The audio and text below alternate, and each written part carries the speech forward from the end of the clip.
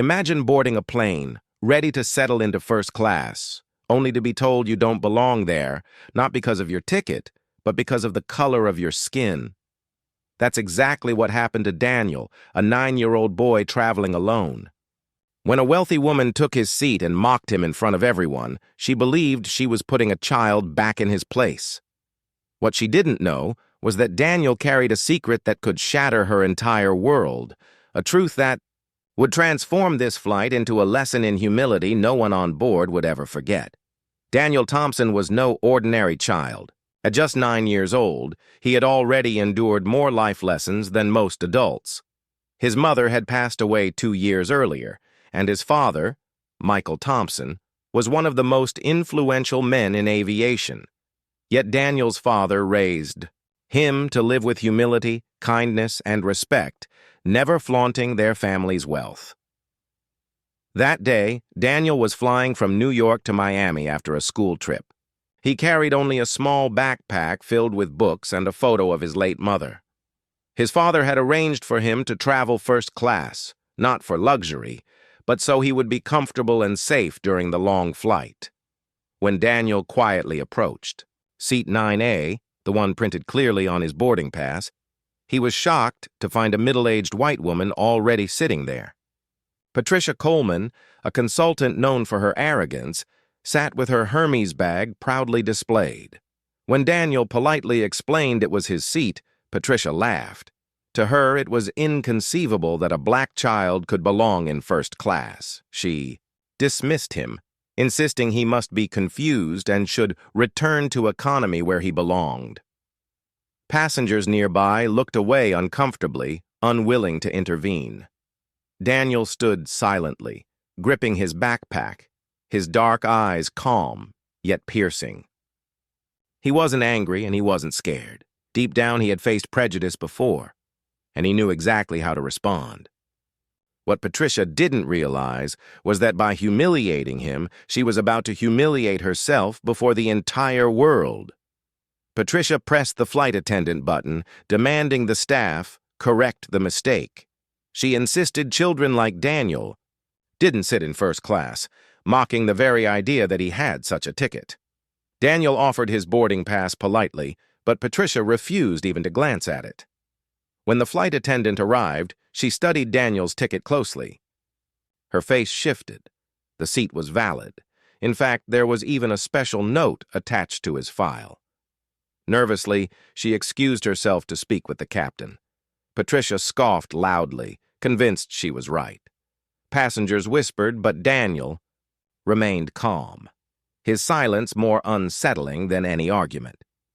Moments later, the captain arrived with the supervisor, James Morrison, a man who knew Daniel well from previous flights. Patricia puffed herself up, declaring she was a senior consultant who had traveled first class for decades, and demanding the boy be removed. She sneered that kids like him should sit in the back where they belonged. Her words dripped with arrogance and entitlement, each syllable heavier than the last. The captain hesitated, trying to remain professional, but Patricia grew louder, mocking Daniel's background, even insulting his late mother, saying perhaps she should have taught him his place in society. The cabin gasped. Even seasoned travelers stared in disbelief. Still, Daniel didn't flinch. He finally looked Patricia in the eyes and asked quietly, "Do you believe some people are born better than others?" The question rattled her. She laughed it off, claiming it was statistical reality that children like him couldn't come from wealth. What Patricia didn't see was the small, knowing smile forming on Daniel's face. He wasn't smiling because he was amused. He was smiling because he knew something she didn't. He knew her downfall was moments away. The supervisor finally broke protocol. He informed Patricia that Daniel's ticket had been issued directly, under VIP instructions from the airline's president. Patricia faltered, mocking the idea of a child having VIP privileges, until Daniel calmly requested a phone call to his father. When James Morrison dialed the number, he didn't. "Call a generic contact," He called Michael Thompson, the CEO and majority owner of the entire airline. The moment Daniel said, "Dad, a woman told me I don't belong in first class because of my skin," Patricia's world collapsed. The CEO's voice, cold with fury, echoed even through the phone speaker. He demanded to speak with Patricia, directly. When she stammered excuses, claiming she didn't know who the boy was, Michael cut her down with one line. "So you only treat people with dignity when they're powerful?" Then came the final blow. Daniel had recorded the entire confrontation. Every cruel word, every racist remark, every insult was captured, and that recording had already been uploaded to the family's private security system. There was no escape. Patricia, pale and shaking, realized she had not just insulted a child, she had humiliated the son of the airline's owner in front of passengers, staff, and now, soon, the entire world. Daniel, however, remained composed. Looking her in the eye, he told her softly, "My mother taught me that my place is anywhere I have a right to be." The entire cabin fell silent. Patricia, who began the flight convinced of her superiority, now sat trembling, utterly exposed. The story didn't end with that flight. Within hours, Daniel's recording went viral. News outlets plastered headlines. "Woman humiliates 9-year-old boy on flight. Learns he's airline owner's son." Patricia's career disintegrated overnight. Coleman and Associates terminated her contract, and no corporation wanted to be associated with her name. Once a respected consultant, she now became the face of arrogance, prejudice, and public downfall. Daniel, on the other hand, became an unexpected symbol of dignity in the face of injustice. His calmness, his composure, and his refusal to respond with cruelty captured hearts across the nation. Schools used his story to teach children about resilience. Airlines implemented training against unconscious bias, inspired by the incident.